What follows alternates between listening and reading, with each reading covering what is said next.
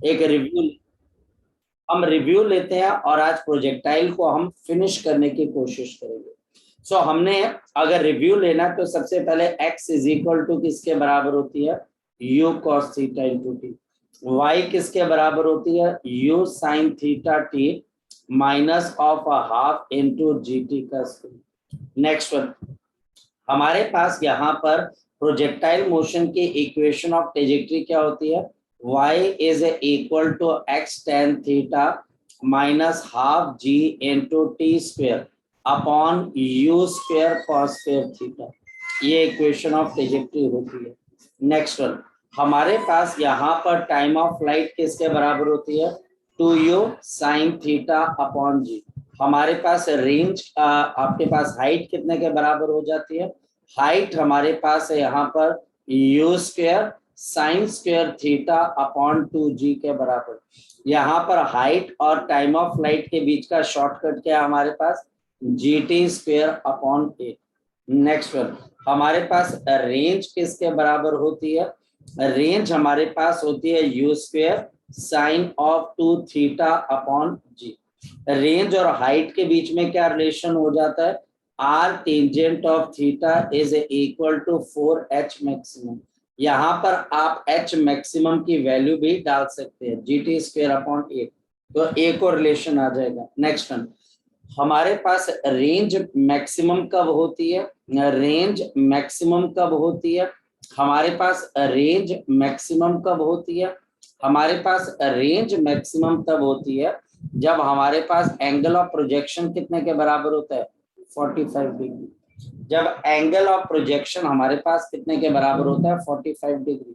जब angle of projection हमारे पास किसके बराबर है, 45 डिग्री के आसपास है। नेक्स्ट वन, अगर हमारे पास रेंज 45 डिग्री के आसपास है तो नेक्स्ट पॉइंट हमारे पास यहाँ पर आ जाता है कि आपके पास मैक्सिमम रेंज की वैल्यू कितने के बराबर होती है, 45 डिग्री की।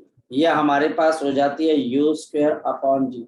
Next one, range at 45 degree किसके बराबर होती है, range at 45 degree is double of the range at 15 degree. it is double the range of the 15 degree, it is double the range of the 15 degree। ये हमारे पास है। Next one, अगर मेरे पास यहाँ पर y is equal to ax minus of bx का square है, ax माइनस bx का स्क्वायर है, तो यहाँ पर हमारे पास रेंज का फॉर्मूला क्या होता है, a upon B, simple a by B. हमारे पास यहाँ पर आपके पास एंगल ऑफ प्रोजेक्शन क्या होता है, tangent inverse of A, tangent inverse of A. इसके बाद हमारे पास हाइट मैक्सिमम का फॉर्मूला क्या होता है, यह हमारे पास ए स्क्वेयर अपॉन 2b। इसकी वैल्यू से बच्चे अब हम टाइम ऑफ फ्लाइट भी निकाल सकते हैं। और लास्ट बच्चा हमारे पास है initial speed of projection under root of G upon 2b 1 plus of A square. जहां पर हमारे पास a यहाँ पर एक नंबर होगा और b ये भी हमारे पास एक नंबर होगा। हमारे पास a और दूसरा b, a और दूसरा b, ये दो नंबर होगा। अभी तक हमने यहाँ पर देवयानी और जस्सी इतनी चीजों को हमने यहाँ पर हैंडल किया। अब हम चलते हैं आगे की तरफ और चीजों को अंडरस्टैंड करते हैं। चलिए, आज की कार्रवाई बच्चे जब हम शुरू करेंगे तो सबसे पहले हम आज एक एसर्शन देते हैं। एसर्शन मतलब एक हमारे पास एसर्ट करते हैं, एसर्शन मतलब हम अपना एक बिलीफ बनाते हैं, हम एक विश्वास कायम करते हैं और हमारे पास क्या आ जाता है, there are two angles of projections, two angles of the projections. मेरे पास दो एंगल ऑफ प्रोजेक्शंस आ जाते हैं, कौन कौन से, अल्फा और beta, such that alpha plus beta is equal to 90 degree. जहां पर अल्फा और बीटा दोनों के एंगल का सम 90 डिग्री, यहाँ पर दोनों के एंगल्स का सम हमारे पास कितने के बराबर है, 90 डिग्री हमारे पास। और हमारे पास यहाँ पर ये आपके पास यहाँ पर समझने की कोशिश करें, अगर हम ये समझने की कोशिश करें तो हमको यहाँ पर तीन चीजें पता लगती हैं। इसमें से पहली चीज के लिए हमें डायग्राम बनाना पड़ेगा। इन दोनों एंगल्स में से एक एंगल 45 डिग्री से बड़ा होगा और एक 45 से छोटा होगा, एक 45 से बड़ा होगा और एक 45 से छोटा होगा। ये एंगल मेरे पास अल्फा और ये हमारे पास बीटा। पहली चीज, इन दोनों एंगल्स के ऊपर रेंज हमारे पास क्या होती है, सेम हो जाती है। इन दोनों एंगल्स के ऊपर हमारे पास रेंज क्या हो जाती है, सेम हो जाती है। ये हमारे पास रेंज क्या आ जाती है, सेम। सो इन दोनों एंगल्स के ऊपर हमारे पास क्या आ जाएगा, the range is same, the range is same. हमारे पास रेंज किसके बराबर है, आपके पास यहाँ पर सेम है बच्चे, हमारे पास यहाँ पर द रेंज इज सेम, हमारे पास रेंज इज सेम। अगर रेंज सेम है तो चलो प्रूव करके देखते हैं। चलिए, सबसे पहली रेंज अल्फा एंगल पे, तो you square sine of 2 alpha upon मेरे पास क्या आ गया जी, ये पहली रेंज। और दूसरी रेंज एंगल बीटा पे, तो R2 is equal to u square sine of 2 beta upon G. अब बच्चा क्या बोलेगा कि सर रेंज तो हमें सेम नजर नहीं आ रही, सर हमें रेंज सेम नजर नहीं आ रही, हमें नहीं दिखाई दे रहा है, क्योंकि एक एंगल अल्फा है और दूसरा बीटा है, एक एंगल अल्फा है दूसरा बीटा है, एक एंगल अल्फा है दूसरा बीटा है। जरा करके देखते हैं, हमारे पास अल्फा प्लस बीटा, इसकी वैल्यू किसके बराबर है हमारे पास, शाबाश बताओ, 90 डिग्री। इसकी वैल्यू हमारे पास 90 डिग्री है। देयरफॉर अगर मैं आपको बोलूं कि बीटा की वैल्यू किसके बराबर है, तो आंसर बच्चा हमारे पास 90 डिग्री माइनस ऑफ अल्फा। सो हमारे पास यहाँ पर आंसर क्या आ जाएगा, 90 डिग्री माइनस ऑफ अल्फा। आप अल्फा को यहाँ पर ले जाएं। नेक्स्ट वन, अगर मैं ये R2 की वैल्यू डाल देता हूं तो बताओ R2 की वैल्यू किसके बराबर है, यू स्क्वायर साइन ऑफ, अब 2 बीटा की जगह मेरे पास 2, और अब यहाँ पर मेरे पास बीटा की जगह क्या आ जाएगा बताओ, 90 डिग्री माइनस अल्फा अपॉन मेरे पास यहाँ पर क्या आ गया, जी आ गया। यहाँ पर अपॉन बच्चा हमारे पास क्या आ गया, जी आ गया बच्चे। चलिए आगे चलते, 2 इंटू 90 180, और ये मेरे पास 2 अल्फा आ गया। यानी कि मेरे पास R2 की वैल्यू किसके बराबर आ गई, मेरे पास R2 की वैल्यू आपके पास आ गई है you square sine of 180 degree minus of 2 alpha upon आपके पास जी आ गया। अब एक कॉन्सेप्ट है, एक रियलिटी है, थ्योरम है, एक बच्चे कंडीशन याद रखना, साइन ऑफ 180 डिग्री प्लस या माइनस थीटा जो मर्जी है, ये साइन थीटा के बराबर ही होता है। इस लॉजिक से 180 माइनस 2 अल्फा किसके बराबर आ जाएगा, अगर मैं आपको बोलूं तो यू स्क्वायर 180 माइनस 2 अल्फा, तो साइन ऑफ मेरे पास 2 अल्फा अपॉन आपके पास आ गया जी। और ये मेरे पास रेंज किसके बराबर आगे बच्चा, आपके पास R2 के बराबर आ, ये रेंज हमारे पास यहाँ पर किसके बराबर आ गया, R2 के बराबर आ गया। और अगर मैं रेंज 1 देखूं तो वो भी U square sine of 2 alpha upon G. Range R2 को देखूं तो कैलकुलेशन करके सेम आ रहा है, बिल्कुल सही। तो देयरफॉर याद रखना, अगर मेरे पास अल्फा और बीटा दो एंगल है जिनका सम 90 है, इन दोनों के ऊपर रेंज हमारे पास क्या आती है, सेम आती है। इन दोनों के ऊपर रेंज हमारे पास क्या आती है, सेम आती है। इन दोनों के ऊपर रेंज हमारे पास क्या आती है, सेम आती है। फिर देखिएगा, इन दोनों के ऊपर रेंज हमारे पास क्या आती है, सेम आती है। नेक्स्ट वन, इसकी कोई एग्जांपल, जैसे अगर एक एंगल 10 डिग्री है तो दूसरा हमारे पास 80 डिग्री हो, ताकि दोनों की रेंज क्या हो सके, सेम। अगर एक एंगल मेरे पास 15 डिग्री है तो दूसरा 75 डिग्री होगा, ताकि एंगल कितना आ सके, सम 90। यानी कि 10 डिग्री और 80 डिग्री की रेंज सेम है, 15 डिग्री और 75 डिग्री की रेंज भी हमारे पास क्या सेम है, यानी कि इस पे रेंज हमारे पास सेम होती है। लेकिन क्या हाइट सेम है, टाइम ऑफ फ्लाइट सेम है, बिल्कुल भी नहीं। बट लेकिन बच्चे याद रखना, for alpha plus beta is equal to 90, अगर अल्फा प्लस बीटा अगर 90 के बराबर है the time of flight will be different. जो टाइम ऑफ फ्लाइट्स है ये हमारे पास अलग अलग हो जाएंगे। The time of the flight will be different. The time of flight will be different. ये हमारे पास पूरी तरह से क्या आ जाएगा, डिफरेंट आ जाएगा। The time of flight will be different. The time of flight will be different. हमारे पास टाइम ऑफ फ्लाइट पूरी तरह से अलग है। अगर alpha plus beta is equal to 90, range same है लेकिन टाइम ऑफ फ्लाइट अलग अलग है। कैसे, मैं बताता हूँ। मान लो कि पहले वाले के लिए टाइम ऑफ फ्लाइट मेरे पास किसके बराबर आ जाएगा, 2u sine of alpha upon G. दूसरे वाले के लिए टाइम पीरियड किसके बराबर आ जाएगा, ये मेरे पास आ जाएगा 2u sine of beta upon G. 2u sine beta upon G. 2u sine beta upon हमारे पास जी। अब अगर देखा जाए तो ये दोनों चीजें हमारे पास सेम नहीं है।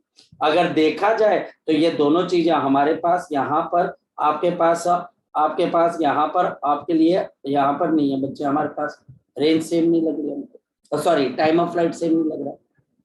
देखो अब करना क्या है, देखो फोकस करो। यहाँ पर भी बच्चे मैं बीटा को आपके पास क्या लिख सकता हूँ बताओ, शाबाश। यहाँ पर बीटा को मैं क्या लिख सकता हूँ, शाबाश बताओ, 90 डिग्री माइनस अल्फा। यहाँ पर बीटा की जगह बच्चे बताओ मैं क्या लिख सकता हूँ, शाबाश बताओ, 90 डिग्री माइनस अल्फा। मैं बीटा की जगह यहाँ पर क्या लिख सकता हूँ, शाबाश बताओ, 90 degree minus alpha. 90 degree minus alpha मैंने लिख दिया बच्चे। अब अगर ये चीज मैं यहां पर लगाऊं तो बताओ T2 की वैल्यू किसके बराबर आ जाएगी, ये मेरे पास आ जाएगा 2u साइन। अब बीटा की जगह बच्चा हमारे पास कितना आ जाएगा, 90 डिग्री माइनस अल्फा अपॉन जी। 90 डिग्री माइनस अल्फा अपॉन जी। 90 degree minus alpha upon G. अब फोकस करना, जैसे बच्चा हमारे पास साइन 180 प्लस माइनस थीटा आपके पास बराबर होता है साइन थीटा, लेकिन साइन 90 प्लस माइनस थीटा किसके बराबर होता है, याद रखना ये हमारे पास किसके बराबर हो जाता है, कॉस थीटा। ये हमारे पास कॉस थीटा। फिर ध्यान रखो बच्चे, छोटी छोटी चीजें टीचर आपसे पूछता है, छोटी छोटी, जैसे ये देखिए sine 180 plus minus theta sine theta, लेकिन ध्यान रखना आगे बच्चे कि साइन 90 प्लस माइनस थीटा किसके बराबर आपके पास, कॉस थीटा। अब इसका मतलब इसकी जगह मेरे पास क्या आ जाएगा, 2u कॉस अल्फा अपॉन जी, ये मेरे पास टाइम। अब देखो यहाँ पर मेरे पास साइन अल्फा कॉस अल्फा, तो यार टाइम पीरियड सेम नहीं। चलो दोनों को मल्टीप्लाई कर देते। अगर मैं दोनों को मल्टीप्लाई कर दूं यानी कि T1 मल्टीप्लाइड बाई T2 तो बताओ क्या चीज आ जाएगा। अगर मैं T1 मल्टीप्लाइड बाई T2 कर दूं तो बताओ आपके पास यहाँ पर क्या आ जाएगा, 4u square sine alpha cos alpha upon नीचे बच्चे हमारे पास बताओ क्या आ जाएगा, G square. 4u square sine alpha cos alpha upon हमारे पास यहाँ पर क्या है बच्चा आपके पास, जी स्क्वेयर। ये हमारे पास यहाँ पर रिजल्ट बच्चा आपके पास आने शुरू हो जाते, ये बच्चा हमारे पास रिजल्ट आने शुरू हो गए। अच्छा अब इसको हम यहाँ पर समझते हैं और देखते हैं बच्चा हमारे पास, यहाँ पर हम समझते हैं और देखने की कोशिश करते हैं बच्चे कि हम कर क्या रहे हैं। हमारे पास यहाँ पर अब करो क्या, 2 को बाहर निकाल दो, यू स्क्वेयर रहने दो, और 2 साइन अल्फा कॉस अल्फा ये कर दिया। एक जी को यहाँ पर ले जाओ, एक जी को यहाँ ले जाओ। मैंने किया क्या बच्चे, सिर्फ चीजों को आपस में रीअरेंज किया।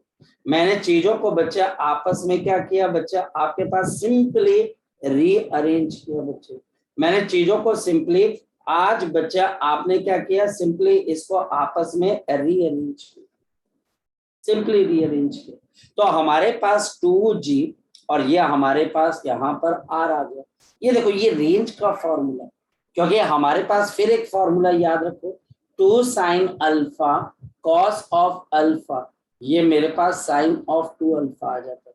तो ये रेंज बन गया, ये रेंज बन गया, तो ये मेरे पास आ गया 2g बाई r।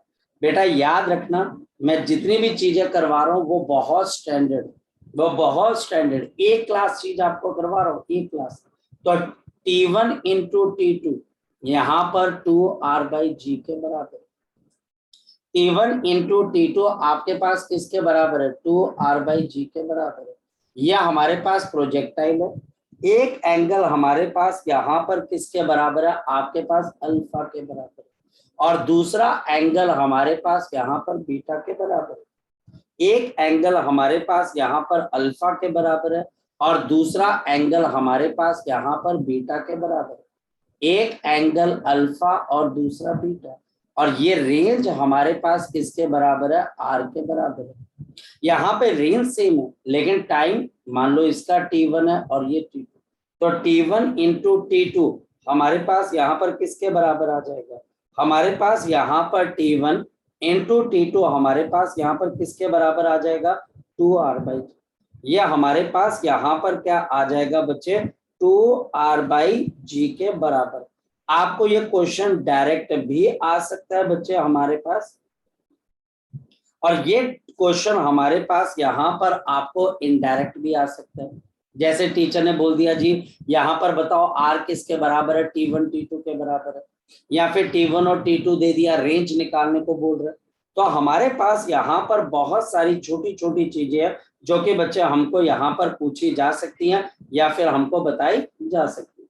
तो बेसिकली हमको यहाँ पर टाइम, जो हमारे पास टाइम ऑफ फ्लाइट है, ये टाइम ऑफ फ्लाइट हमारे लिए इंपॉर्टेंट है। दोनों केसेस में रेंज हमारे पास बिल्कुल सेम है लेकिन टाइम ऑफ फ्लाइट डिफरेंट है क्योंकि एंगल ऑफ प्रोजेक्शन डिफरेंट है। इनिशियल स्पीड ऑफ प्रोजेक्शन हमारे पास यहाँ पर, ये भी बच्चे हमारे पास यहाँ पर सेम है। तो T1 इंटू T2 एक बहुत स्टैंडर्ड रिजल्ट है, it will be equal to 2R/g। तो हमारे पास यहाँ पर T1 इंटू T2 किसके बराबर आ जाएगा, 2R/g के बराबर आ जाएगा। चलो, क्या मैक्सिमम हाइट भी यहाँ पर सेम हो जाएगी, आंसर है नहीं। यहाँ पर हमारे पास मैक्सिमम हाइट भी जो होगी बच्चे वो हमारे पास सेम नहीं होगी, अब अलग अलग हो जाएगी। हमारे पास यहाँ पर मैक्सिमम हाइट आपके पास फिर डिफरेंट हो जाएगी, एक के लिए h1 दूसरे के लिए h2। Suppose h1 is equal to u square sine square alpha upon हमारे पास कितना आ गया बच्चे 2g, और हमारे पास यहाँ पर h2 ये हमारे पास किसके बराबर आ जाएगा, u स्क्वायर और साइन स्क्वायर बीटा अपॉन मेरे पास कितना आ जाएगा 2g आ जाएगा आपके पास। यह हमारे पास यहाँ पर ये भी हमारे पास 2g है। तो अब अगर हम यहाँ पर समझने की कोशिश करें, अगर हम समझने की कोशिश करें कि यहाँ पर बीटा की जगह मैं क्या लिख सकता हूँ, तो अभी करके हटे, बार बार यही करके हटेंगे कि इसकी जगह मेरे पास क्या आ सकता है, 90 degree minus alpha upon 2g। तो ये हमारे पास यहाँ पर आपके पास u स्क्वायर साइन स्क्वायर, तो आपके पास ये आ जाएगा u स्क्वायर, आपके पास कॉस स्क्वायर अल्फा अपॉन हमारे पास क्या आ जाएगा 2g। अच्छा, इन दोनों को अगर हम आपस में मल्टीप्लाई कर दें तो h1 इंटू h2 बताओ ये किसके बराबर आ जाएगा, जरा मल्टीप्लाई कर दो। अब ध्यान से देखना, एक तरफ u square sine square alpha, एक तरफ u square cos square alpha, तो u की पावर 4 और हमारे पास cos square alpha sine square alpha upon यहाँ पर हमारे पास क्या आ जाएगा 4g का स्क्वायर। अब फोकस करते रहना, यहाँ पर फोकस करते रहना। अब हम यहाँ पर इस रिजल्ट को आगे की तरफ को लेके चलेंगे, ये अब चैलेंजिंग सिचुएशन। तो मेरे पास h1 इंटू h2, ये मेरे पास यहाँ पर क्या चीज आ गई, u की power 4 sign square alpha cos square alpha और अपॉन मेरे पास यहाँ पर 4g का स्क्वायर। मैं इसको ऐसा करता हूँ 4 से मल्टीप्लाई और 4 से डिवाइड कर देता हूँ। पर बच्चा बोलता है सर किया क्यों, मैं बोलता हूँ वेट करो पता लग जाएगा, वेट करो लगता है पता भी।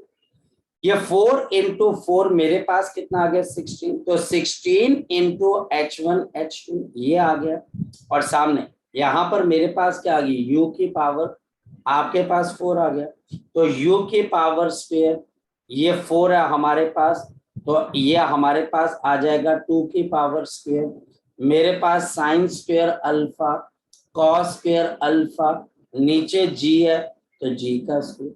इन सबके ऊपर आपके पास क्या आ रहा है, स्क्वायर आ रहा है। इन सबके ऊपर स्क्वायर आ रहा है, तो मैं इसके अंदर क्या लिख सकता हूँ, u square 2 sine alpha cos of alpha upon G, और इसका हमारे पास यहाँ पर होल स्क्वायर आ गया। ये फिर रेंज बन गई। ये वही रेंज है जो दो एंगल्स के ऊपर हमारे पास क्या आ रही है, सेम। तो 16h1h2 is equal to R square, आपके पास ये हमारे पास आर स्क्वेयर के बराबर है, या फिर इस केस में रेंज किसके बराबर है, 4√h1h2। यहां पर जाकर ये टॉपिक हमारे पास क्या होता है, खत्म होता है। तो मैंने इस टॉपिक से क्या समझा, मैं समरी आपको दे देता हूं। मैंने इस टॉपिक से ये समझा कि हमारे पास दो ऐसे एंगल्स होते हैं, दो ऐसे एंगल्स होते हैं बच्चे हमारे पास, एक हमारे पास अल्फा है और एक हमारे पास यहाँ पर बीटा है। यह हमारे पास एक का एंगल अल्फा है और एक एंगल हमारे पास बीटा है, और यह हमारे पास यहाँ पर रेंज किसके बराबर है, आर के बराबर है। यह टाइम हमारे पास t1, ये t2, यह हाइट हमारे पास यहाँ पर h1, और आपके पास दूसरी हाइट आपके पास कितने के बराबर आ गई, h2 के बराबर आ गई, h1 और h2। अब फोकस करते हैं, यहाँ पर मेरे पास रेंज सेम है, लेकिन बच्चे t1 इंटू t2, जल्दी बोलो किसके बराबर है, 2r/g, और यहाँ पर h1 इंटू h2 का अंडर रूट मल्टीप्लाइड बाई 4, यह हमारे पास किसके बराबर है, रेंज के बराबर। तो 4√h1h2 किसके बराबर आ गया, रेंज के बराबर। तो 4√h1h2 किसके बराबर आ गया बच्चे हमारे पास, ये हमारे पास यहाँ पर रेंज आर के बराबर आ गया, यह हमारे पास रेंज आर के क्या आ गया बच्चे, बराबर आ गया। अब इसमें कोई मुश्किल नहीं, लेकिन इन दोनों एंगल्स का सम क्या होना चाहिए, देवयानी क्या होना चाहिए, जस्सी क्या होना चाहिए, 90 डिग्री। और एक और चीज मैं बता देता हूँ, ये याद रखना, ये alpha angle 45 degree plus theta, या ये beta angle 45 degree minus theta भी हो सकता है।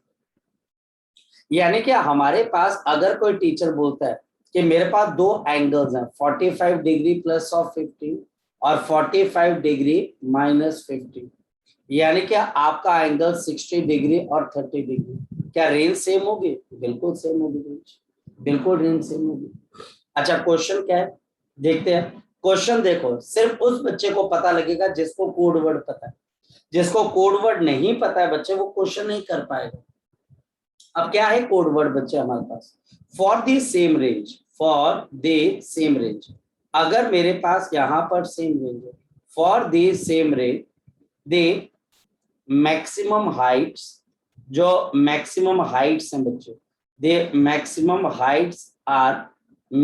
Heights are 10 metre and 90 metre, 10 metre and the 90 metre. Calculate the range of the projectile. अब बताओ कैसे करोगे, calculate the range of the projectile. Same range के लिए जो हाइट्स हैं बच्चे, एक हाइट मेरे पास यहाँ पे 10 है और दूसरी मेरे पास 90 है, और मुझे रेंज बतानी।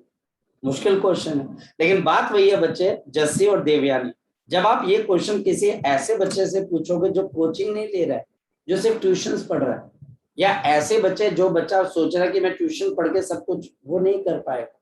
उसने कभी ये फॉर्मूले सुने ही नहीं होंगे, उसको ये पता ही नहीं होगा कि इस लेवल पे जाकर तैयारी करते, उसको ये पता ही नहीं होगा कि ऐसे क्वेश्चंस भी हमारे पास एग्जिस्ट करते हैं। अच्छा ये भी कोई क्वेश्चन है, हाँ बिल्कुल। और कैसे करोगे, मुझे रेंज बतानी है, तो 4√h1 into h2। Sir the answer is 1200। बिल्कुल बच्चा, हमारे पास यहाँ पर 30 बाहर आ जाएगा और हमारे पास यहाँ पर 120 मीटर आंसर आ जाएगा, 120 मीटर आ जाएगा। बिल्कुल, देखा 1 मिनट का टाइम लगता है। मैं वही आपको कह रहा हूँ, जैसे कोई मेडिकल का बच्चा, तो मैं बोलता हूँ कि भाई तुम ये बात बताओ, 180 क्वेश्चन 180 मिनट कैसे कर लोगे यार, और उसमें फिजिक्स भी है, और 180 क्वेश्चन 180 मिनट। तो भाई जिसको ये तरीके नहीं पता है, पहले तो वो भूल जाए कि वो MCQ कर सकता है। और दूसरी बात बच्चे, कि यहाँ पर बच्चे खुद ही अपने आप को एक्सप्लोर, अरे सर इजी पढ़ा दो, अरे सर इजी पढ़ा दो, सीधे फॉर्मूले। अगर फॉर्मूले करने हैं बच्चे, वो तो कब के खत्म हो चुके हैं, वो तो कब के खत्म हो गए फॉर्मूले।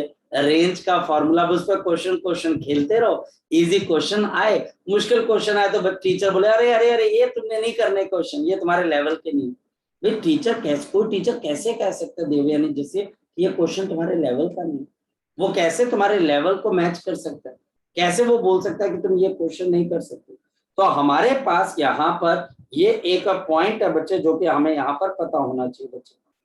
ओके, नेक्स्ट वन बच्चे, हमारे पास यहाँ पर अगर हम समझने की कोशिश करें बच्चे, तो हमें अब आगे की तरफ हमको कुछ काम करना पड़ेगा बच्चे। चले बच्चे आगे की तरफ चले। सो हमारे पास अगर हम आगे की तरफ को चले तो हमें अब कुछ काम करना पड़ेगा, और वो क्या काम है जरा हम समझने की कोशिश करते हैं। चलो ये हमारे पास हो गया खत्म। अब नेक्स्ट है प्रोजेक्टाइल खत्म। अब प्रोजेक्टाइल के अंदर बच्चा हमारे पास एक और बड़ा अच्छा बच्चा हमारे पास फॉर्मूला आता है, और वो हमारे पास क्या करता है, ये कॉन्सेप्ट है बच्चे रिलेशन बिटवीन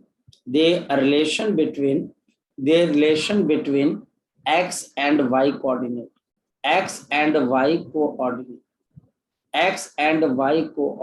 बहुत बहुत इंपॉर्टेंट रिलेशनशिप है। सपोज कि एक पर्सन है और वो पर्सन प्रोजेक्टाइल को फेंक रहा है एक एंगल के ऊपर, और ये प्रोजेक्टाइल ऐसे चल के यहाँ पर पहुंच गई। ये प्रोजेक्टाइल हमारे पास ट्रेवल करके आपके पास यहाँ कहीं पर पहुंच गई। इसको एंगल थीटा पे लॉन्च किया और ये एंगल थीटा पे हमारे पास पहुंच गया। अब नेक्स्ट वन पे सपोज कि प्रोजेक्टाइल यहाँ कहीं पर पहुंची है। इस वक्त प्रोजेक्शन पॉइंट से यह हमारे पास कितने डिस्टेंस दूर है, ये x डिस्टेंस दूर है, और ये बच्चे जमीन से कितना ऊपर है, y डिस्टेंस ऊपर। इस पॉइंट के पास दो कोऑर्डिनेट है, x है और दूसरा हमारे पास है y। हमारे पास यहाँ पर इसकी एक रेंज भी है, या हमारे पास इसकी रेंज है। तो x और y के बीच में क्या रिलेशन होता है, ये x और y के बीच में इस वक्त ये y डिस्टेंस हवा में है और x डिस्टेंस ये हमारे पास आगे है और y डिस्टेंस ऊपर है, और रेंज इसकी r है, एंगल ऑफ प्रोजेक्शन थीटा। तो याद रखना y is equal to x tangent of theta, 1 minus x upon r, 1 minus x upon r, 1 minus x upon r, 1 minus हमारे पास x upon r। So y is equal to x tangent of theta, और bracket के अंदर 1 minus x by r। Most important, again ये relationship again आपके लिए बहुत एक स्ट्रॉन्ग फॉर्मूला, एक स्ट्रॉन्ग पिलर बनेगा, ताकि बच्चे आपके क्वेश्चंस को हैंडल कर सके। ये आपको किसी भी इस प्रोजेक्टाइल के रास्ते में कहीं पर भी x और y के बीच में कोई रिलेशन निकालना हो तो ये वो रिलेशन बनाने में हेल्प करता है, मैं समझाता हूँ कैसे। देखते हैं, सपोज कि टीचर मुझे यहाँ पर एक क्वेश्चन देता है, और क्वेश्चन क्या है, हमारे पास यहाँ पर एक प्रोजेक्टाइल को फेंका गया। देखना बड़ा आसान क्वेश्चन, मैं क्वेश्चन की स्टेटमेंट नहीं लिखवा रहा हूँ, लेकिन आपको बता रहा हूँ क्वेश्चन करना कैसे।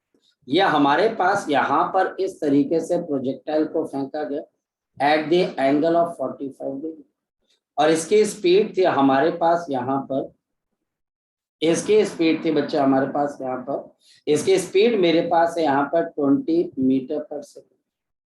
हमारे पास इसकी स्पीड आपके पास है 20 मीटर पर सेकेंड, और टीचर मुझे बोलता है, देखना फोकस करना, टीचर मुझे बोलता है जब ये प्रोजेक्टाइल हमारे पास 30 सेंटीमीटर आगे, 30 मीटर आगे की तरफ, ये प्रोजेक्टाइल हमारे पास प्रोजेक्शन पॉइंट से 30 मीटर आगे है, तो मुझे बताना है इस वक्त इसकी हाइट y किसके बराबर, यानी कि इसके y की वैल्यू क्या होगी अगर x की वैल्यू 30 मीटर है। कैसे करें मैं समझाता हूँ, क्योंकि एंगल 45 डिग्री है तो हमारे पास रेंज आ जाएगी मैक्सिमम, और मैक्सिमम रेंज का फॉर्मूला किसके बराबर होता है, हमारे पास मैक्सिमम रेंज का फॉर्मूला होता है u square upon g, u का स्क्वायर यानी कि 20 का स्क्वायर, g यानी कि 10, और हमारे पास इसका मतलब ये मेरे पास आ गया 40 मीटर,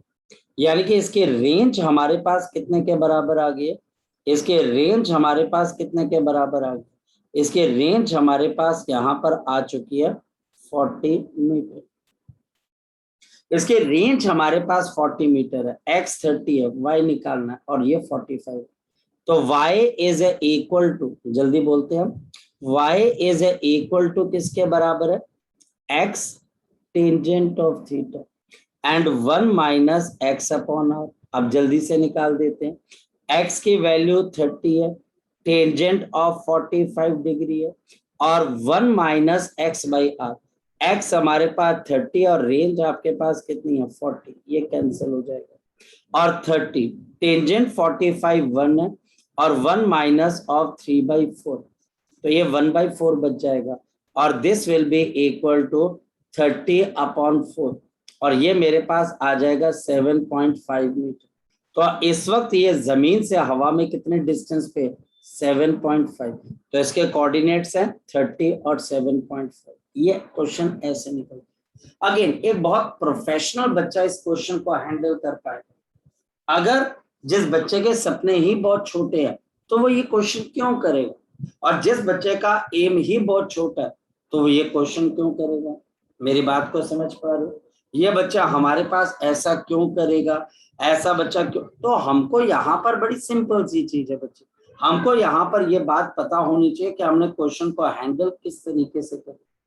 हमको यहाँ पर बताना बच्चे कि आपके पास यहाँ पर जो है किस तरीके से आपके पास इसको हैंडल करने की हम कोशिश करते हैं बच्चे हमारे पास। ओके चले बच्चे स्टार्ट करते हैं बच्चे। हम यहाँ पर हमारे पास यहाँ पर अगर हम समझने की कोशिश करें तो आपके पास यहाँ पर नेक्स्ट पॉइंट क्या आ गया? ये खत्म हमारे पास हो जाता है। तो नेक्स्ट पॉइंट क्या आता है देखो।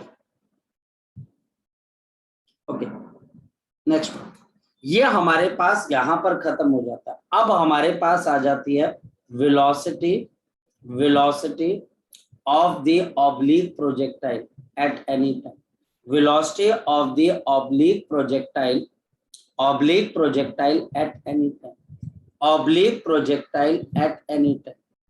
At आपके पास क्या आ जाएगा? Any time. Velocity of the oblique projectile at any time. Number 1 point. हमारे पास ऑब्लिक प्रोजेक्टाइल के वेलोसिटी के दो कंपोनेंट्स। दे ऑब्लिक प्रोजेक्टाइल, जो हमारे पास ऑब्लिक प्रोजेक्टाइल रहती है बच्चे, इज प्रोजेक्टेड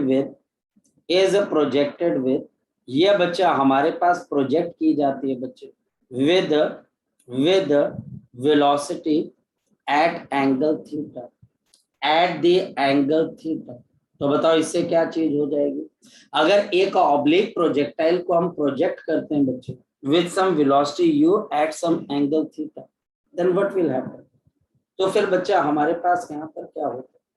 यहाँ पर दूसरी चीज है therefore it has two components of the velocity. It has two components of the velocity, two components of the velocity. इस वजह से हमारे पास यहाँ पर दो कंपोनेंट्स ऑफ वेलोसिटी आ जाती है। कौन कौन से बच्चे? एक हमारे पास यहाँ पर आ जाती है u cos ऑफ थीटा और दूसरे बच्चा हमारे पास यहाँ पर क्या आ जाती है? u sin theta. मेरे पास एक हॉरिजॉन्टल कंपोनेंट है which is u cos theta और मेरे पास एक वर्टिकल कंपोनेंट है which is u sin of theta. एक मेरे पास यहाँ पर u cos theta horizontal component है और दूसरा वर्टिकल कंपोनेंट है। नंबर 1, इस कंपोनेंट के ऊपर बच्चे फोकस करना, यह बहुत इंपॉर्टेंट चीज है। यह बच्चा हमारे पास फोकस करने वाली चीज है। एक्स डायरेक्शन के अंदर क्या कोई एक्सेलरेशन काम कर रही है हमारे पास? क्या हमारे पास कोई एक्सेलरेशन काम कर रही है बच्चे? हमारे पास यहाँ पर कोई भी एक्सेलरेशन आपके पास काम नहीं कर रही है। हमारे पास यहाँ पर कोई भी एक्सेलरेशन आपके पास काम नहीं कर रही। यहाँ पर एक्सेलरेशन अलोंग एक्स एक्सिस आपके पास किसके बराबर है? 0 मीटर पर सेकेंड। इस वजह से हमारे पास ये जो कंपोनेंट है ये हमारे पास क्या रहता है बच्चे? आपके पास ये हमारे पास एक क्या रहता है बच्चे? कांस्टेंट रहता है। ये हमारे पास यहाँ पर कांस्टेंट रहता है, ये कभी चेंज नहीं होगा, it will never change, it will never change, ये कभी भी आपके पास चेंज नहीं होगा। लेकिन u sin थीटा को अगर आप देखो तो बताओ क्या चीज आ जाती है, शाबाश बताओ, u sin थीटा। अगर मैं आपसे u sin थीटा की बात करूं तो बताओ इसको ग्रेविटी क्या करती है, सपोर्ट करती है कि अपोज करती है बच्चा हमारे पास, बताओ शाबाश। इसको बच्चा हमारे पास सपोर्ट करती है या फिर बच्चा हमारे पास अपोज करती है, बच्चे शाबाश Sir, oppose. अपोज करती है। ये जो एक्सेलरेशन है ये मेरे पास माइनस, अब इसके ऊपर बड़ा खतरनाक काम होता है, देख लेना बच्चे, यही बेसिक कॉन्सेप्ट है, इसी पे सारी काम चलती है कहानी। यानी कि ये ग्रेविटी क्या करती है बच्चे, ये ग्रेविटी फर्स्ट हाफ के लिए अपोज करती है, फर्स्ट हाफ के लिए क्या करती है, अपोज कर जाती है। फिर यही ग्रेविटी सेकेंड हाफ मोशन के अंदर, सेकेंड हाफ मोशन के अंदर बच्चे क्या कर देती है, ये बच्चा हमारे पास इसको सपोर्ट करती है ताकि बॉडी नीचे गिर, ताकि बॉडी नीचे गिर। सबसे पहले तो ये समझना, आपकी वर्टिकल वेलोसिटी जो रहती है वो चेंज होती है, और कैसे चेंज होती है याद रखना बच्चे, पहले ग्रेविटी इसको अपोज करती है, फिर हमारे पास इसको सपोर्ट करती है। आप ध्यान से समझना, नेक्स्ट डायग्राम आपके इस प्रोजेक्टाइल मोशन की सारी पोल खोल के रख देगा, सारी पोल खोल के रख देगा। और बेटा कोई मुश्किल क्वेश्चन तुम्हें सताएगा ही नहीं, कोई मुश्किल क्वेश्चन तुम्हें नहीं सताएगा, मैं एक एक करके आपको सारी चीजें बताता जाऊंगा। ये देखिए, ये प्रोजेक्टाइल, ये हमारे पास यहाँ पर मेरे बेटा प्रोजेक्टाइल है, ये मेरे पास एंगल थीटा, यहाँ पर मैंने प्रोजेक्टाइल को एक एंगल थीटा पे फेंका विद u मीटर पर सेकंड। इसके हमारे पास हॉरिजॉन्टल कंपोनेंट किसके बराबर है, u cos थीटा, और वर्टिकल कंपोनेंट हमारे पास किसके बराबर है, शाबाश बताओ, वर्टिकल कंपोनेंट किसके बराबर है, शाबाश U बताओ। sin theta. ये मेरे पास है u sin थीटा, थोड़ी देर के बाद फोकस करते रहना, ये मेरे पास u cos थीटा, जो इसका हॉरिजॉन्टल कंपोनेंट है बच्चे वो सेम रहेगा, आप कहीं पर भी चले जाएं। यानी कि हमारे पास यहाँ पर ये भी u cos थीटा, यहाँ पर अगर आप देखोगे तो ये भी u cos थीटा, यहाँ पर भी u cos थीटा, कहीं पर भी आप चले जाओ, टॉप मोस्ट पॉइंट के ऊपर भी u cos थीटा, हर जगह पे इसकी वैल्यू u cos थीटा होगी, हर जगह पे इसकी value u cos theta. In fact अगर ये प्रोजेक्टाइल नीचे भी गिर जाती है तो भी आपके पास ये एंगल थीटा पे गिरती है। ये अगर u cos थीटा तो यहाँ पर भी u cos थीटा, ये भी u cos थीटा, ये भी हमारे पास u टॉप मोस्ट पॉइंट के ऊपर भी u cos थीटा, और टॉप मोस्ट पॉइंट पर ग्रेविटी कहाँ पर लग रही होती है आपके पास, नीचे। ये भी एक क्वेश्चन आता है कि प्रोजेक्टाइल मोशन के अंदर टॉप मोस्ट पॉइंट पर जो वेलोसिटी और ग्रेविटी है दोनों के बीच का एंगल कितना है, 90 डिग्री। ये भी मेरे पास u cos थीटा, ये हमारे पास u cos थीटा, और ये मेरे पास यहाँ पर u cos थीटा, कभी चेंज नहीं होगा। लेकिन u sin थीटा पे क्या ऐसा काम होता है, नहीं। अब धीरे धीरे ग्रेविटी जो वर्टिकल डायरेक्शन में लग रही है ये इसको बच्चा हमारे पास क्या करती रहती है, कमजोर करती रहती है, कमजोर करती रहती है, ये इसको कमजोर करती रहती है, और हमारे पास ये ग्रेविटी इसको कमजोर करती रहती है। यानी कि थोड़ी देर के बाद vertical velocity u sin theta से थोड़ी डिक्रीज हो जाएगी, फिर बच्चा हमारे पास और डिक्रीज हो जाएगी, और बच्चे टॉप मोस्ट पॉइंट पर जाकर वर्टिकल वेलोसिटी क्या हो जाती है, याद रखना, टॉप मोस्ट पॉइंट पर वर्टिकल वेलोसिटी क्या हो जाती है, 0 मीटर पर सेकेंड। तो पॉइंट याद रखना कि टॉप पॉइंट के ऊपर, याद रखना eight top most point, eight top most point number 1 आपकी वर्टिकल वेलोसिटी 0 मीटर पर सेकंड हो जाती है, लेकिन आपकी हॉरिजॉन्टल वेलोसिटी क्या रहती है बच्चे, u cos थीटा, ये कभी खत्म नहीं होती। इस वजह से कॉन्सेप्चुअल क्वेश्चन बनते हैं, कॉन्सेप्चुअल क्वेश्चन बनते हैं, और वो ये कि आप बताओ कि टॉप मोस्ट पॉइंट पर क्या वेलोसिटी है, तो u cos थीटा, हॉरिजॉन्टल है कि वर्टिकल है, हॉरिजॉन्टल है, और ये वेलोसिटी मैक्सिमम है कि मिनिमम है बच्चे हमारे पास, तो हमारे पास ये मिनिमम है, क्योंकि यहाँ पर आपकी वर्टिकल वेलोसिटी 0 है, और 0 है तभी तो बॉडी ऊपर नहीं जा सकती बल्कि फिर नीचे आनी शुरू हो जाती है। फिर हमारे पास ये बढ़नी शुरू हो जाती है, फिर ये बच्चा हमारे पास बढ़नी शुरू हो जाती है, और जब ये नीचे गिरती है, जैसे ये नीचे गिरती है, जिससे ये लॉन्च हुई थी u sin थीटा, उतने से ये नीचे गिरती है, पर डायरेक्शन चेंज हो चुकी है, पर हमारे पास डायरेक्शन क्या हो चुकी होती है, चेंज हो चुकी होती है, और ये मेरे पास आ गया ये पॉइंट है बच्चा हमारे पास। कभी भी प्रोजेक्टाइल मोशन को जब आप पढ़ते हो, किसी भी टी टाइम के ऊपर हमारी जो वर्टिकल वेलोसिटी है उसमें चेंज आ जाता है, और टॉप मोस्ट पॉइंट के ऊपर आपकी वेलोसिटी मिनिमम होती है, और आपकी सिर्फ आपकी वर्टिकल वेलोसिटी 0 होती है, हॉरिजॉन्टल वेलोसिटी आपकी सर्वाइव कर जाती है, और ये बच्चा हमारे पास u cos थीटा के u cos थीटा ही रहती है। u cos थीटा का बच्चा हमारे पास यहाँ पर u cos थीटा ही रहता है। ये पॉइंट है, ये ब्रेन के अंदर आपके रहना चाहिए, सिस्टम में फिट हो जाना चाहिए। चलो आगे चलते हैं। इसका मतलब क्या हुआ, इसका मतलब क्या हुआ, इसका मतलब बच्चा हमारे पास ये हुआ क्या, अगर हमारे पास यहाँ पर एक प्रोजेक्टाइल, इस प्रोजेक्टाइल को हम फेंक रहे, इस प्रोजेक्टाइल को बच्चे हम यहाँ पर क्या कर रहे हैं, फेंक रहे, इस तरीके से हमारे पास अगर हम एक प्रोजेक्टाइल को फेंक रहे बच्चे इस तरीके से, अगर हमने यहाँ पर एक प्रोजेक्टाइल को फेंक दिया और ये इस तरीके से आ गया, और ये हमारे पास एंगल किसके बराबर है, थीटा के बराबर है, और हमारे पास यहाँ पर वेलोसिटी किसके बराबर है, u के बराबर है, हमारी वेलोसिटी u मीटर पर सेकंड के बराबर है। टी टाइम के बाद हम यहाँ पहुंच गए, हम यहाँ पर थे, यहाँ पहुंच गए, अब हमारी वेलोसिटी ऐसे हो जाएगी क्योंकि टेंजेंशियल हो जाती है, हमारी वेलोसिटी अब ऐसे बन चुकी है, ये टेढ़ी हो चुकी है, ये मेरे पास यहाँ पर आ गया v। अब हमारे पास इसके कितने कंपोनेंट्स बन जाएंगे बताओ। अब देखो वेक्टर्स की मुझे नॉलेज होनी चाहिए, ये एंगल अब आपके पास ये vx है, और ये मेरे पास यहाँ पर क्या आ गया, ये मेरे पास वेलोसिटी है eight the time t, velocity at the time t, velocity at the time t, ये t इज इक्वल टू 0 पे, और ये एंगल मेरे पास बीटा आ चुका है, बीटा, तो ये मेरे पास कितना आ गया, v cos ऑफ बीटा, और यहाँ पर मेरे पास क्या आ गया, v sin ऑफ बीटा। तो मेरे पास यहाँ पर आ गया v cos ऑफ बीटा और दूसरा v sin ऑफ बीटा। यहाँ पर अगर हम ध्यान से देखें तो मेरे पास ये u cos थीटा, और ऊपर की तरफ मेरे पास यहाँ पर क्या आ गया, u sin थीटा। मेरे पास यहाँ पर एक तरफ आपके पास आ गया u cos ऑफ थीटा, और ऊपर तरफ मेरे पास क्या आ गया, u sin थीटा। अब फोकस करना, बिल्कुल फोकस करना, मेरे पास एक इक्वेशन होती है, अगर आपको याद हो, v is equal to u plus of a t, ये हमारे पास इक्वेशन।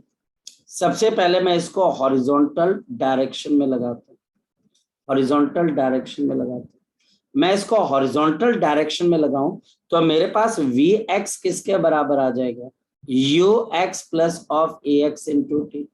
ax बच्चे हमारे पास 0 है, तो vx इज इक्वल टू मेरे पास कितना आ जाएगा, u cos ऑफ थीटा, क्योंकि एक्सेलरेशन हमारे पास यहाँ पर 0, क्योंकि एक्सेलरेशन बच्चा हमारे पास यहाँ पर 0 के बराबर, क्योंकि हमारे पास यहाँ पर एक्सेलरेशन किसके बराबर है बच्चे, 0 के बराबर है। हमारे पास यहाँ पर जो एक्सेलरेशन है बच्चे, इट इज इक्वल टू बच्चे हमारे पास यहाँ पर 0 आ गया। चले बच्चे स्टार्ट करें बच्चे हम यहाँ पर नेक्स्ट वन बच्चे, नेक्स्ट वन बच्चे हमारे पास यहाँ पर नई चीज क्या आ जाती है, वर्टिकल वेलोसिटी। बेटा फोकस करना, रट्टे पे मत जाना, फोकस करना, रट्टे पे मत जाना, फोकस करना, और वी हमारे पास किसके बराबर आ जाएगा, ये मेरे पास आ जाएगा u sine of theta minus of बच्चे हमारे पास g इंटू। देखो फैक्ट देखो बच्चे, ये इसमें टाइम का कोई फैक्टर नहीं आ रहा है, और इसमें ध्यान से देखो बच्चा हमारे पास टाइम का फैक्टर आ रहा है, आपके पास वर्टिकल वेलोसिटी के अंदर टाइम का एक फैक्टर आ रहा है, जरा ये देखो माइनस ऑफ जीटी, यहाँ पर आपके पास माइनस जीटी आ रहा है, जो कि क्या बता रहा है, ये यू साइन थीटा बढ़ता जा रहा है कि कम होता जा रहा है, कम होता जा रहा है। जैसे जैसे टाइम की वैल्यू बढ़ती जाएगी, 1 सेकेंड, 2 सेकेंड, 3 सेकेंड, 4 सेकेंड, जैसे जैसे टाइम की वैल्यू बढ़ती जाएगी तो बच्चे जीटी की वैल्यू भी आपके पास क्या होती जाएगी, ये भी इंक्रीज होती जाएगी। और अगर नेगेटिव के साथ वाली टर्म, नेगेटिव के साथ वाली टर्म इंक्रीज हो रही है पीछे वाली, तो वी वाई इंक्रीज होती जाएगी कि डिक्रीज होती जाएगी, डिक्रीज। सोच के देखो, मैं अगर आपको बोलता हूँ 10-2 और मैं बोलता हूँ मैं 2 को इंक्रीज करना शुरू कर दूं, 10-3, 10-4, 10-5, 10-6, बताओ इन दोनों का डिफरेंस बढ़ता जा रहा है कि कम होता जा रहा है? बोलो शाबाश। 10 माइनस, डिक्रीज। ऐसे बच्चे u साइन थीटा में से gt माइनस हो रहा है। तो इस वजह से जैसे जैसे टाइम बढ़ता जाएगा, gt बढ़ता जाएगा, तो vy की वैल्यू बढ़ेगी नहीं, कम होने लग जाएगी। यानी कि वर्टिकल वेलोसिटी सारा का सारा झेलती है बच्चे। और क्यों? क्योंकि ग्रेविटी के अगेंस्ट ये उठने की कोशिश कर रही है। ये बच्चे वेलोसिटी ग्रेविटी के अगेंस्ट ऊपर उठने की कोशिश कर रही है, इस वजह से ऐसा हो। चलो अब बहुत सिंपल है बेटा, देखो बहुत सिंप्लीफाइड वे से करना है, घबराना नहीं और बेटा बिल्कुल डरना नहीं। बिल्कुल मैं जैसा बच्चों को बोलता हूं वैसे बच्चे आप समझने की कोशिश करना। मेरे पास यहां पर इसका मतलब t टाइम के बाद मेरी वेलोसिटी क्या हो जाएगी, देखना t इज इक्वल टू 0 पे मेरी वेलोसिटी क्या थी, v is equal to u cos of theta i cap plus of u sine theta j cap. और बच्चा हमारे पास t इज इक्वल टू, आपके पास t पे बच्चा हमारी वेलोसिटी किसके बराबर है जरा बताना। ये हमारे पास है u cos थीटा का u cos थीटा ही रहा, लेकिन u sin थीटा चेंज होके क्या हो गया, शाबाश बताओ, u sin theta minus g t j, u sin theta minus g t j, u sin theta minus g t जे।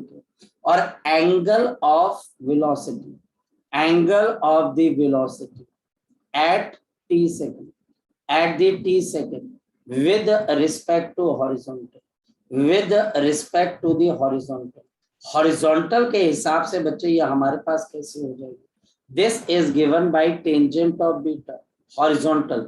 तो नीचे मेरे पास u cos थीटा आ जाएगा और ऊपर हमारे पास u sin theta minus of g t आ जाएगा। तो u sine theta minus of g t आ जाएगा, u sine theta minus of बच्चा हमारे पास यहाँ पर जीटी आ जाएगा, u sine theta minus of बच्चा हमारे पास यहाँ पर क्या आ जाएगा बच्चे, जीटी आ जाएगा। बड़ी सिंपल सी चीज, मैं जब क्वेश्चन कराऊंगा तो आपको अब अंदाजा होगा कितना आसान करा दिया, बहुत आसान करा दिया। देखो अब क्वेश्चन देखना, बड़े आराम से क्वेश्चन देखना। If a projectile, if a projectile, अगर बच्चा हमारे पास एक प्रोजेक्टाइल है, इज लॉन्च्ड, इसको हमने लॉन्च किया बच्चे, is launched with, is launched with 50 metre per second at 30 degree, at 30 degree with respect to the horizontal, with respect to the horizontal, with respect to the horizontal। हम 50 metre per second से आपके पास एक projectile को फेंकते हैं 30 degree with respect to the horizontal, फेंक दिया बच्चे, क्लियर। अब ध्यान से देखो, कैलकुलेट दी, आपके पास यहां पर मुझे क्या बताना, कैलकुलेट दी, कैलकुलेट दी, मुझे यहां पर कैलकुलेट करना बच्चे, calculate the velocity of the projectile, velocity of the projectile, calculate the velocity of the projectile at, आपके पास t is equal to, at the time t is equal to, हमारे पास यहाँ पर आ जाएगा 1 सेकेंड। मुझे 1 सेकेंड के ऊपर इसकी वेलोसिटी बतानी। अब बच्चा पता नहीं क्या क्या करता है देवयानी जैसे, मैं बच्चे को बोलता हूँ देख, अगर आपने अपना दिमाग ज्यादा लगाना है तो लगा लो, मेरे हिसाब से आप इसको मोटे दिमाग से कर सकते हो। क्या, u cos of theta I cap plus of u sine theta minus G T J cap, बस इतना काम कर लो आपका आंसर आ जाएगा। और v is equal to u cos of theta, बच्चे हमारे पास u कितना है बच्चे 50, cos of theta cos 30 degree i cap, और आपके पास 50 sine of 30 degree minus of g, और t हमारे पास कितने के बराबर है 1, ये t 1 के बराबर है। और टी बच्चा हमारे पास यहाँ पर 1 और ये क्या आ जाएगा जी का। तो 50 आपके पास है √3/2 आई का प्लस ऑफ 25 माइनस 10 15 जी का और this will B 25 √3 I cap plus of 15 ji cap. क्या मुश्किल है बताओ मुझे। अब प्रॉब्लम क्या है कि अगर टीचर स्पीड पूछ ले कि भैया स्पीड कितनी है, तो अगर स्पीड बतानी है तो आप वेक्टर का मैग्नीट्यूड ले लो यार। वेक्टर का बच्चा पता नहीं क्या क्या फॉर्मूले और टीचर भी क्या बड़े बड़े फॉर्मूले लिख देते हैं और बच्चा फिर हार कर बोलता है ये सर फॉर्मूले याद नहीं हो रहे और बच्चा एक टॉपिक छोड़ के जाता है। ये 101% है, बच्चा वेलोसिटी ऑफ प्रोजेक्टाइल का टॉपिक नहीं करके जाता और आसान टॉपिक नहीं करके जाता। अब देखो स्पीड निकालनी है 25 √3 का whole square and plus of मेरे पास 15 का स्क्वायर। ये बच्चा हमारे पास आ जाएगा 25 √3 का स्क्वायर। तो हमारे पास 25 का स्क्वायर कितना होता है बच्चा हमारे पास 25 का स्क्वायर आपके पास हो जाता है 625 और हमको करना क्या है बच्चे यहाँ पर 625 को हमने 3 से मल्टीप्लाई कर देना। तो हमारे पास आ गया 1875 प्लस बच्चा हमारे पास 225। तो 1875 के अंदर अगर हम ऐड कर देते हैं बच्चे 225 को तो हमारे पास कितना आ जाता है 2100 यानी कि √2100। और अगर हम यहाँ पर निकालने की कोशिश करते हैं बच्चे √2100 तो ये आ जाता है 46 मीटर पर सेकेंड। तो इस टाइम पर इसकी स्पीड 50 मीटर पर सेकंड से कम होकर कितनी आ गई 46 मीटर पर सेकंड। मतलब कि आप इस बात को अंडरस्टैंड करो, कुछ है ही नहीं, कुछ भी नहीं है प्रोजेक्टाइल के अंदर बच्चे, कुछ भी नहीं। हमको सिर्फ इतनी बात समझनी है कि आपको जो टीचर क्वेश्चन दे रहा है उस क्वेश्चन को हैंडल करना आना चाहिए कितने अच्छे से। u cos theta plus u sin theta minus GT। अगर टीचर यहाँ पर एंगल पूछ ले कि टी टाइम पे जो वेलोसिटी है इसका एंगल आपने निकालना विद हॉरिजॉन्टल, आपने एंगल निकालना है विद हॉरिजॉन्टल।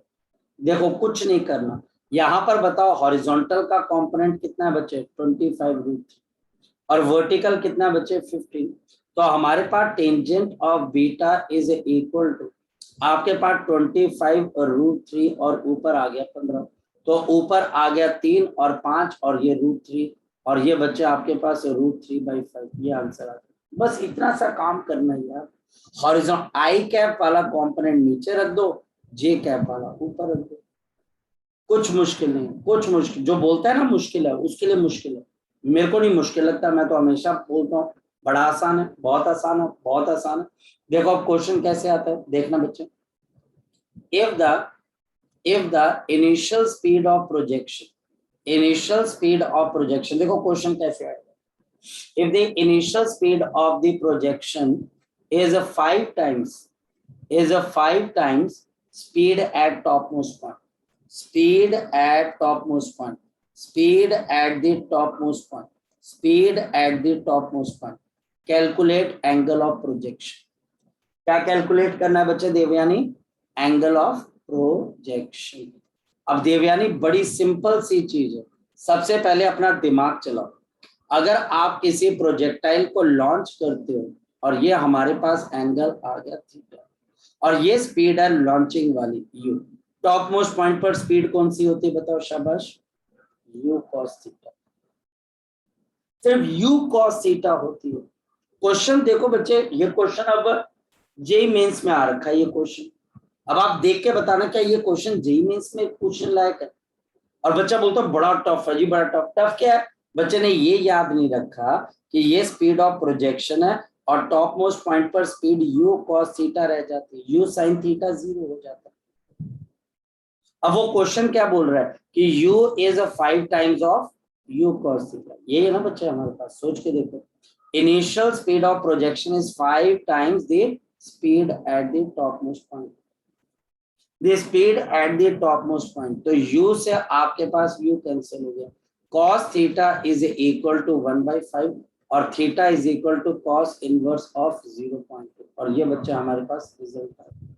और ये बच्चा हमारे पास यहाँ पर क्या आ गया रिजल्ट आ गया। मुश्किल क्वेश्चन है बिल्कुल नहीं। चलिए, सो कल बच्चे हम कुछ और क्वेश्चन करेंगे और परसों टेस्ट है बच्चे, इस बात का ध्यान रखना। मुझे बता देना टाइम से, अगर आप ऐप में देना चाहते हो फिर मैं आपको ऐप का लिंक देके टेस्ट का लिंक आपको भेज दूंगा बच्चे। अगर आप नॉर्मल देना चाहते हो तो भी आप बता दिए, और आज रात को बैठ के आपने इसके फॉर्मूले याद करने। तो अभी थोड़ी देर तक बच्चे मैं आपको इसकी कुछ क्वेश्चंस वगैरह, थोड़ा सा लेट हो जाएगा क्योंकि 11 बजे तक मेरी क्लास होती है, मैं आपको क्वेश्चन भेजूंगा। Excuse me, sir. बोल Devyani. Sir, the test will be at what time?